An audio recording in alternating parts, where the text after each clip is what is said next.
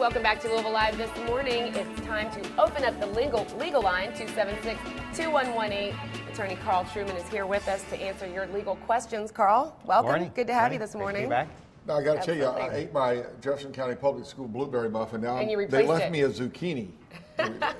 Basically like zucchini bread. It's good for you.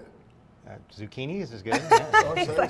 Karl says zucchini is good. And we know you're a healthy person. You eat very clean and healthy. You're and always exercise. training for something, a marathon or something. But let's talk about kids going back to school while we wait for some calls. 502-276-2118, workers' comp, Social Security, disability, and accidents. And we're also taking your emails live at WBKI.TV. What about kids going back to school? We heard Roger Boyd at the top of the show. So important to be careful for the kids out there. Oh, yeah. There's a lot of good points that he talked about this morning. With the traffic is picking up. I mean, even driving here this morning, you can see the traffic is busier. The school zones are active now with the lights flashing. So a lot to be aware of, a lot to be cautious of out there. More teenagers out driving to school in the morning and driving home in the afternoon. So definitely a lot to be looking out for. We have Karl Truman here with us every Tuesday, the WBKI legal line, taking your calls right now, 502-276-2118, Social Security, disability, workers' comp, or maybe you've been involved in an accident. Hopefully it is not a bus or anything like that. But we have a call. Patricia in Washington County is calling the legal line. Good morning, Patricia. Hi, how are you today? Fine. Right. What is your question for Karl, Patricia? You're on the air live. Yes, my daughter, she's 20, and excuse me, and she was driving a vehicle for a friend and was in an accident, and the person did not have insurance on the vehicle, and I was wondering if she would be liable since the person who owned the vehicle did not have insurance. The car that your daughter was in did not have any insurance? Is that what you're saying?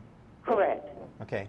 Well, actually, there was just a recent case came out of the Court of Appeals, and I believe you're in Indiana if you said Washington County.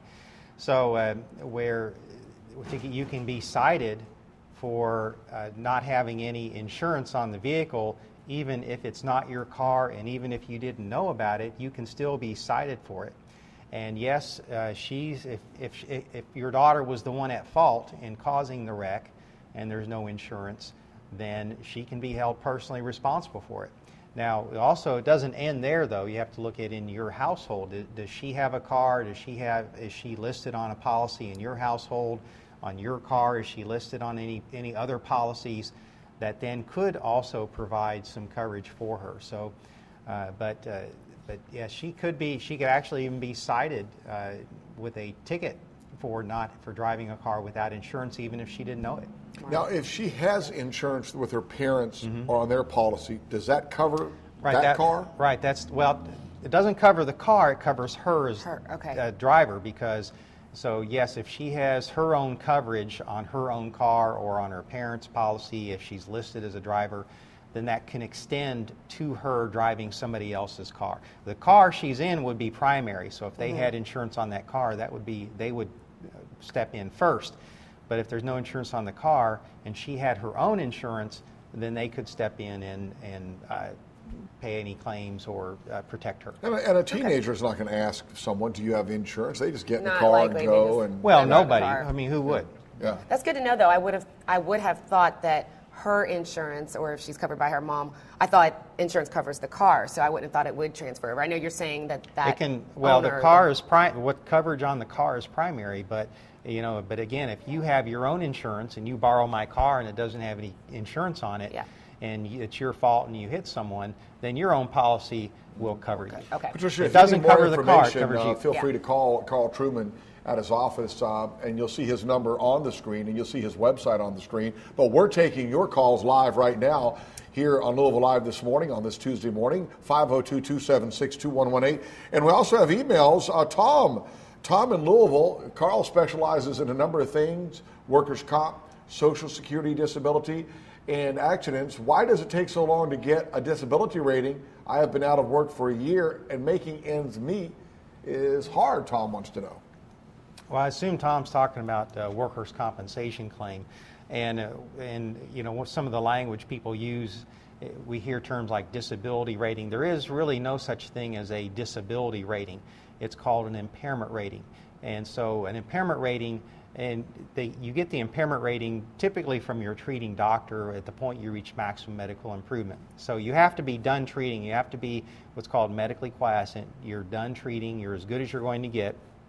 And then your doctor, or if your doctor doesn't do it, some doctor would give you an impairment rating. And then an impairment rating is one of the factors that's used in trying to negotiate a settlement. So it shouldn't, once you're done treating, it shouldn't take long at all to get an impairment rating. Okay. Once you're done with your treatment.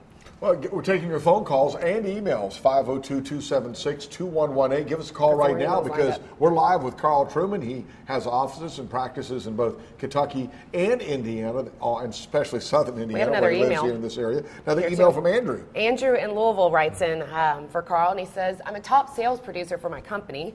I've been with them for 17 years, and I'm 54 years old.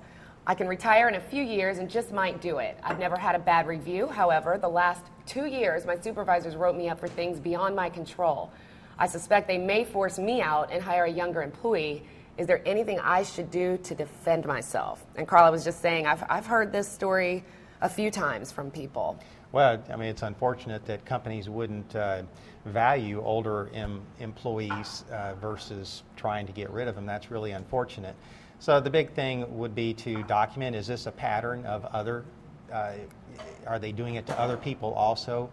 You know, if, you know, to prove age discrimination, I mean, that's kind of a tough thing to do, to really show that you are being discriminated against just because of your age. Are they trying to build a file?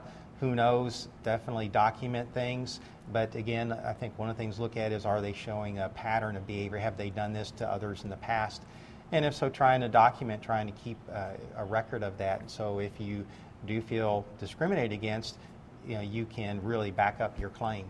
Okay. All right. Document. Karl Truman is here with the Legal Line. You can go to his website, trumanlaw.com, and give him a call 24/7. If he's not there, his answering machine and his staffers are there. They work late at night. Back to you. 1-800-ACCIDENT, 1-800-ACCIDENT. But right now, let's take one more email. We have one from Joanne in Shively. Joanne writes, I'm a waitress at a restaurant. I can take the flirting, but some customers act inappropriately. My boss says it's part of the job. Any ideas? Find a new job. There you go. That's maybe not a good solution these days, but it just depends on how far they really go. I mean, when, you know, is it harassment? Is it, you know, if your company's not going to take up for you, then I guess you got to decide, is that really a company where you want to be?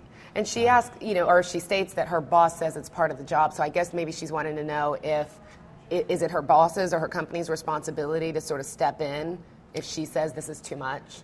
Well, yes, certainly it's any company's responsibility to take care of their employees. The question here is, you know, what are they doing? What is it that's inappropriate? I mean, is it you know, inappropriate touching? Is it verbal comments? You know, there's a lot of things there. So, you know, the sexual harassment laws really don't apply directly as far as like a hostile work environment. It doesn't really apply to customers. Certainly if coworkers were doing it or the employer were doing it, then that's a totally different matter. But if the company is tolerating it from their customers, then, you know, she may have to decide, is this really where I want to be? Well, Karl Truman is here. He answers all kinds of questions, and he'll be with us next Tuesday. But again, especially Patricia, if you need more information on what you called in about, call 1-800-ACCIDENT and tell Karl, because he's here right now, his staff, that you need more information, that you talked to him this morning on Louisville Live, and he'll be more than happy to help you. But Karl, good having you with us. Always good information. We'll see you next week. Karl Truman Law Office, the injury lawyer. Don't forget the phone number, 1-800-ACCIDENT.